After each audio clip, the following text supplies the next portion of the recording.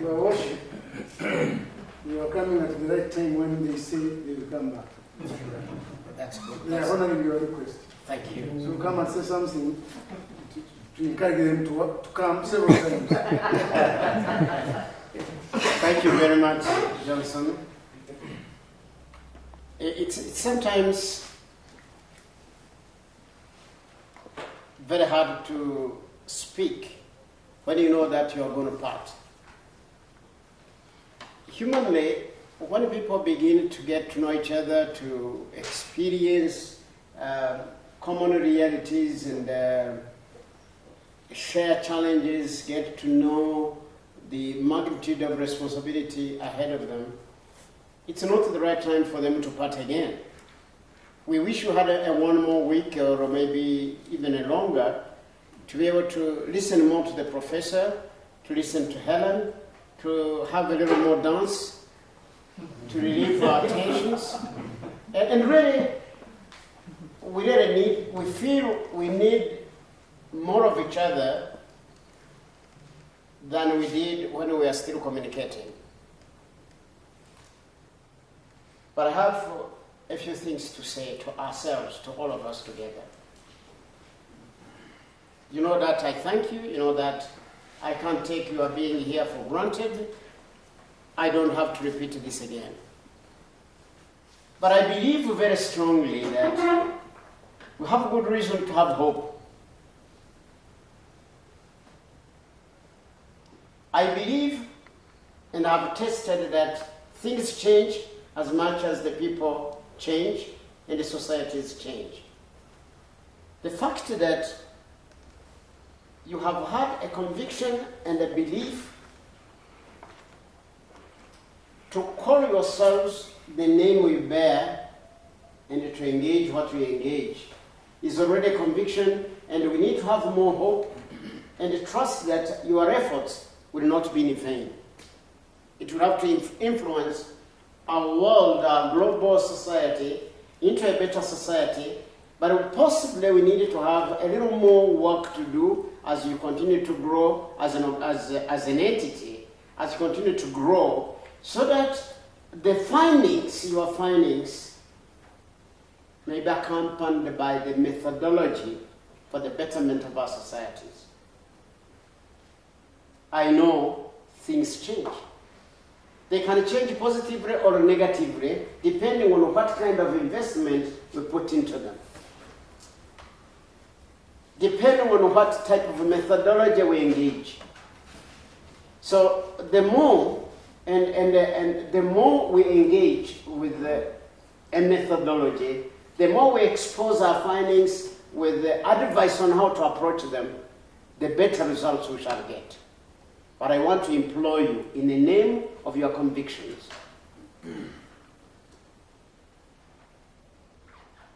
to continue to hold your hope and the banner high as an organization, that things will be better. 2, or 1.5, whichever you call it,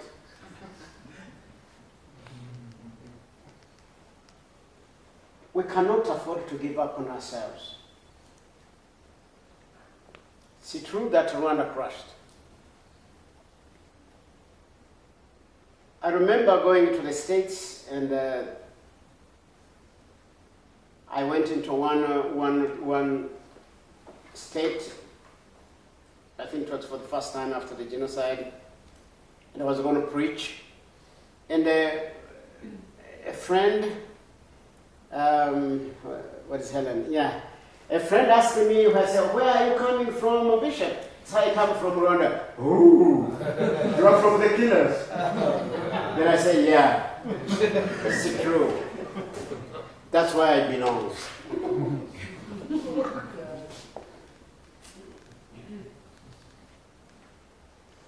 Yeah, that's where I belong. Should we give up on our world? The answer is no. We just can't afford to give up on our world, on our communities, on our people, Because the giving up, a surrender to evil, a surrender to decay, a surrender to destruction, is really not only surrendering ourselves and our generation, we are also surrendering the generations after us. And we just can't afford to do it. If engaging it up to death, let's do it. After all, we are not worth living if we don't engage this evil of the world today. So we can't afford to give up. The other point is that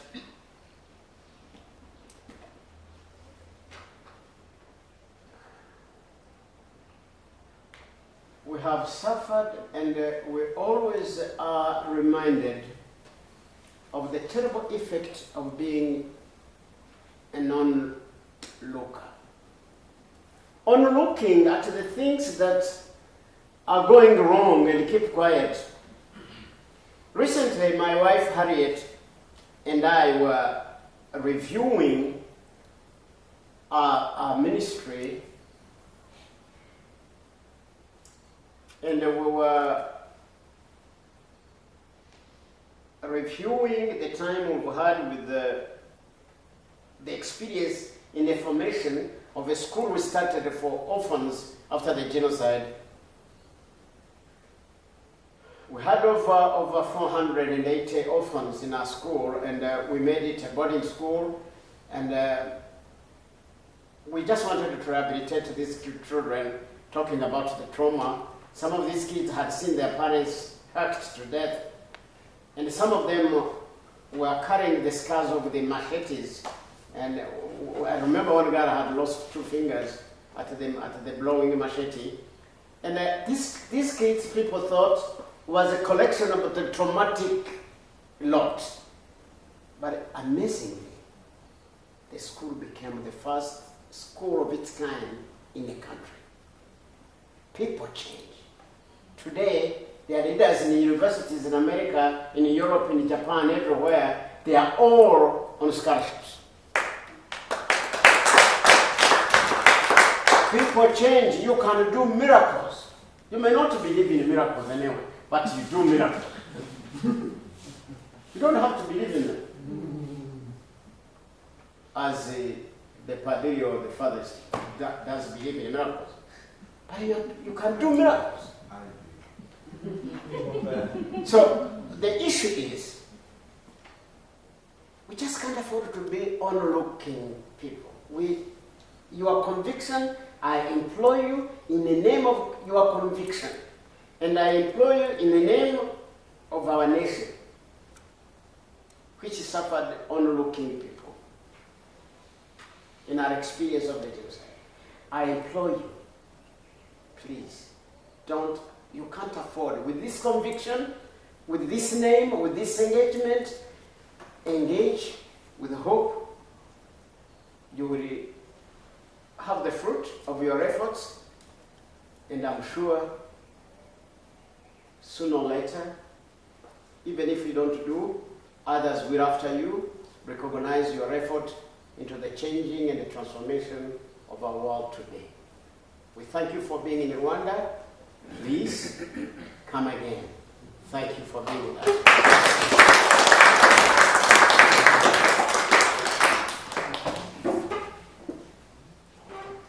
I hand over to you. And thank you for the gift.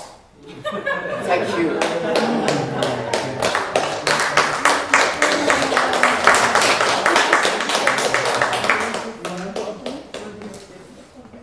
So the day today has ended. So she may be having some announcement. So I hand over to her. From today on, we will have our conference the next day, 10 days, okay? We have it tomorrow, next week. Is that okay? Because this is what you said. Come again. No, we will stay here, you know. Are you applying for citizenship?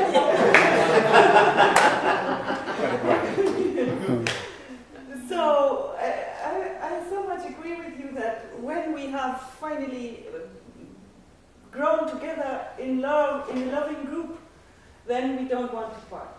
And so therefore, please, let us really enjoy the day tomorrow together and celebrate our togetherness so that this is not just one conference. Because what my aim is to build a global, Magnus said it, global citizens movement. It's not only Rwanda who needs healing, the world needs healing.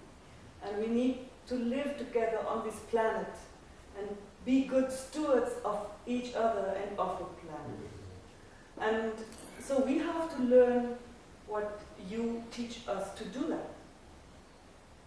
In the world you have genocide that you face and denial of genocide, but we have ecocide, the environment is degraded in so many places. I have been living for 40 years on all continents. I'm a witness of the degrading of the environment globally. You can call it an ecocide. And then there is a social side. In many societies, the cohesion, the social solidarity within society is falling apart. So we are living globally in times of sociocide and ecocide. So how shall we survive?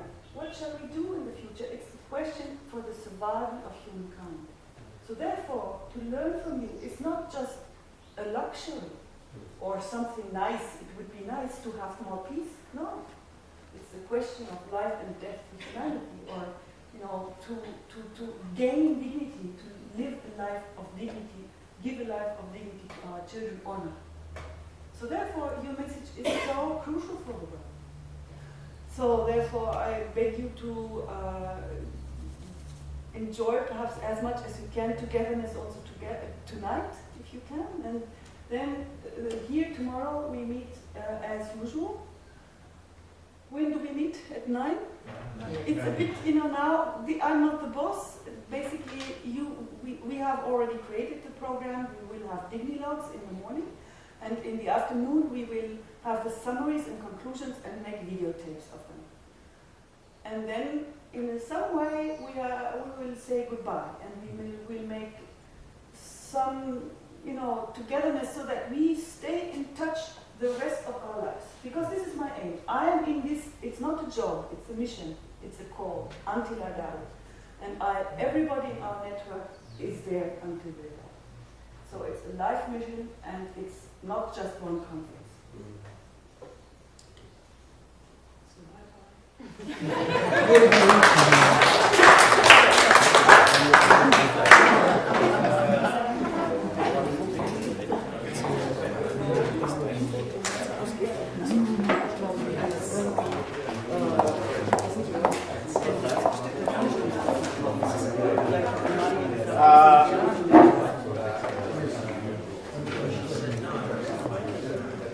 So somebody owns this book.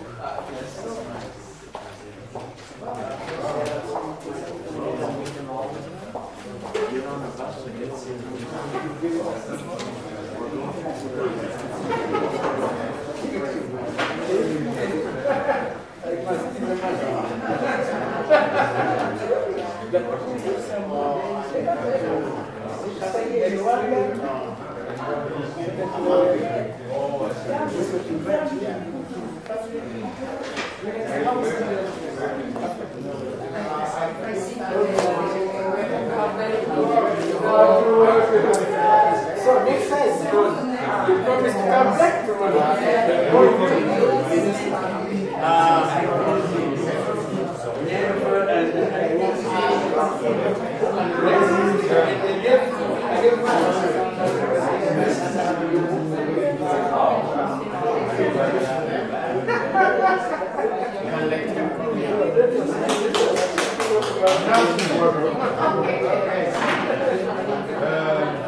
I would like to show you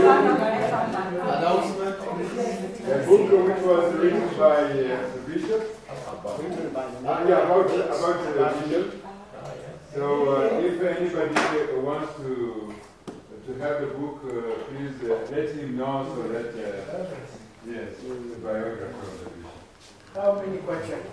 How many questions? How many Not, dollars? not much. It's about, give me 100. It's just 10. Just $10. Okay, so please.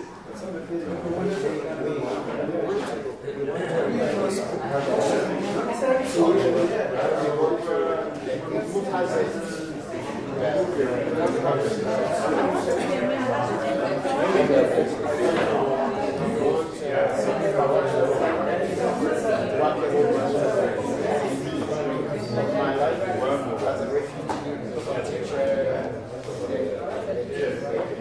So I was wondering if that would be great. Yeah.